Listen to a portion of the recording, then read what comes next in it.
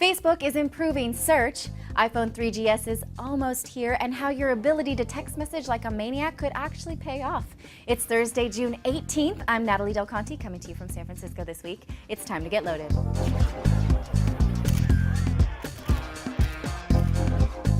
Facebook launched a new search function that will let you search the site for people, organizations, or public figures. You will also be able to search for content within those pages, such as news feed activity, photos, and videos.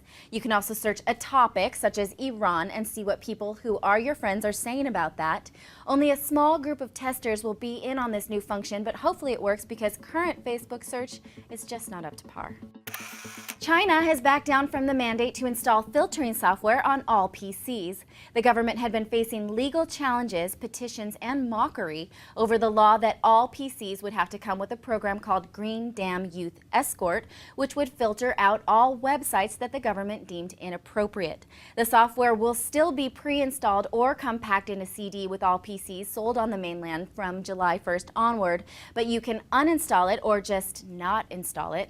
This is a small but significant victory for anti-censorship in China.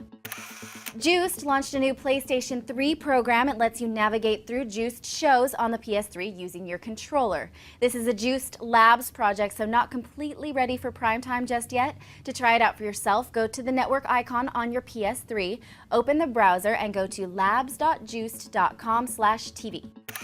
Gmail now recognizes contact information from other applications. This means you can import contacts from Outlook or OS X address book into your Gmail. This may seem like a small thing, but I actually think it's pretty awesome. Not only does it know email address, phone number, and name, it also recognizes birthday and website addresses. iTunes still syncs with the Palm Pre, but Apple does not seem to be okay with that. The company's support site now has a little disclaimer that reads, Apple does not provide support for or test for compatibility with non-Apple digital media players, and because software changes over time, newer versions of Apple's iTunes software may no longer provide syncing functionality with non-Apple digital media players. Engadget points out that disabling compatibility with the Pre would be harder than just a simple software upgrade, though. Palm spokesperson Lynn Fox responded to this statement saying, if Apple chooses to disable media sync in a future version of iTunes, it will be a direct blow to their users who will be deprived of a seamless synchronization experience. Then again, you could just not upgrade iTunes, ever. Tomorrow is the iPhone 3GS launch, and I have a lot to say about that. First off, why did I pre-order the iPhone at the full price if AT&T was going to change its mind about subsidizing pricing? The company now says that iPhone customers who are eligible for upgrade in July, August, or September, like me, can get a subsidized price. So now I have to go and get that money back if it doesn't adjust on my credit card, which I'm thinking it probably will. Also, AT&T is saying that the new iPhone software will automatically connect to AT&T Wi-Fi hotspots without bugging you with the "Do you want to connect to this network?" prompt. That is nice. And a viewer named Yonatan wrote saying that the iPhone is coming to Israel, and he was pretty excited about that. As usual, CNET TV will be covering the launch of iPhone 3GS, so stay tuned all day tomorrow for that.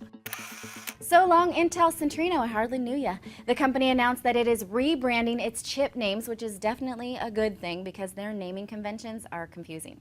The Centrino is no longer a PC brand of chips. It will refer only to mobile chips that work with Wi-Fi or WiMAX. PC chips will be simplified into an entry-level Core i3, a mid-level Core i5, and a high-level Core i7. That's fine by me, but if they're really trying to simplify names so that consumers know the significance, why label them 3, 5, and 7? What's so wrong with 1, 2, and 3, or A, B, C, or Tall, Grande, and Venti? The German government wants to ban all video games where the main part is to realistically play the killing of people or other cruel or inhuman acts of violence against human or man-like characters. The ban would make it illegal not only to buy or sell violent games, but also to develop them. The impetus for the proposed bill was the teenage gunman who killed several people earlier this year. Of course, the connection between violent video games and violent behavior is highly controversial. You're free to email me on where you stand on this. Still, this definition is very broad. It would ban almost all games on the market these days. Congratulations to 15-year-old Kate Moore from Iowa. She is the country's fastest text messenger. She won $50,000 in the LG U.S. National Texting Championship, where she had to complete challenges such as texting blindfolded, texting while going through an obstacle course, and texting with complete grammar, spelling, and punctuation. Kate sends up to 470 texts per day, but she says that a lot of them are about schoolwork with her classmates. Sure they are.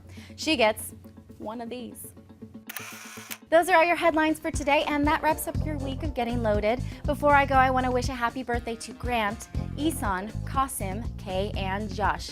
I will see you next week back in New York. Thank you for watching. I'm Natalie Del Conte with CNET TV, and you've just been loaded. Hey folks, Brian Cooley from CNET.com. Now when we check the performance of a piece of tech, we check the performance of a piece of tech.